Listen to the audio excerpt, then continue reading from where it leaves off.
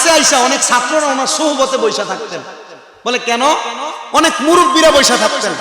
কেন? অনেক আলেমরা বসে থাকতেন। বলে কেন? আল্লামা শেখ সাদী, আপনার দিকে তাকাইলে আমাদের মনে প্রশান্তি আসে।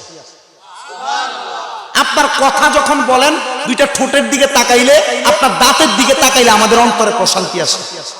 কারণ এলেমওয়ালার কথা শুনলে এমনি ভালো লাগে। কথা বোঝেন নাই? আমি তো মূর্খ, যদি ভালো এলেমওয়ালা হইতো আরো বেশি মানতে।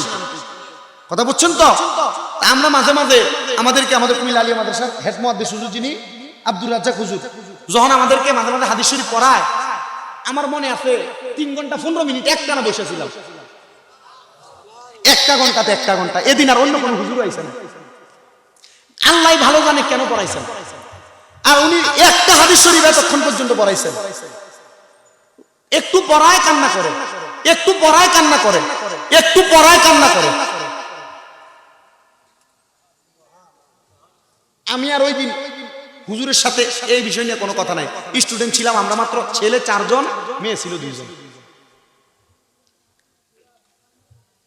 পরবর্তীতে আমার একজন শিক্ষক আছেন, ওনার কাছে আমি আলাদা পেলাম, হুজুর আমি মনে হয় এ পড়ালেখা করি বিদায় এই পর্যন্ত আজকে আমি আমার পড়ালেখার একটু মজা পাইছি। কি লেগা? যে পড়ালেখার মজা পাওয়ার জন্য আপনি দেখেন, যখন কমলা ছায়নাটা বাইর হয় এটা একরকম লাগে, আর দেশি যে বড় কমলাটা বাইর হয় এটা খাইলে আরেক রকম লাগে। কিন্তু যেটা দেশি 1 নাম্বার, এটা খাইলে পুষ্টিগুণ বেশি হয়। আমরা এটা খাইতে একটু মজাটা আলাদা রকমের লাগে। তো যারা বেশি এলেমওয়ালা মানুষ, অন্যান্য উলামায়ে কেরাম পড়াইলে একটা স্বাদ লাগে, মজা লাগে, কিন্তু অতিরিক্ত এলেমওয়ালা যারা, ওনারা পড়াইলে এলেমের মজা পাওয়া যায়, স্বাদ পাওয়া যায়, পরিপূর্ণ স্বাদ। আল্লামা শেখ সাদী রাহমাতুল্লাহ আলাইহির কাছে আইসা অনেক আলেম উলামারাও বসে থাকতেন, যে আপনার চেহারার দিকে তাকাইলো আমরা এলেমের স্বাদ পাই। মুখে যখন কথা বলেন, আপনার ঠোঁটের মধ্যে ঠোঁটের দিকে তাকাইলে আমরা এলেমের মজা পাই।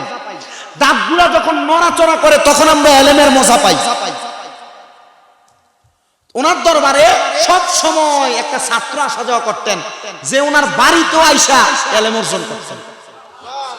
একদিন দুপুর বেলা আসছেন আল্লামা শেখ সাদীর বাড়িতে পড়ালেখা করার জন্য। আল্লামা শেখ সাদী রহমাতুল্লাহ দুপুর বেলা আপনার বাড়িতে কোনো মেহমান আইলে ভাত রাঁধো, হা দেন। আর বর্তমান জামানায় অনেক জায়গায়, যেমন আমি 2019 সাল থেকে আমি ইন্ডিয়াতে আসা যাওয়া করি মাহফিল। তো আমি আমার একবার ক্লিয়ার মনে আছে, আমি তখন আসামের শিলচরের একটা এলাকাতে আমি যাওয়ার পরে, সরি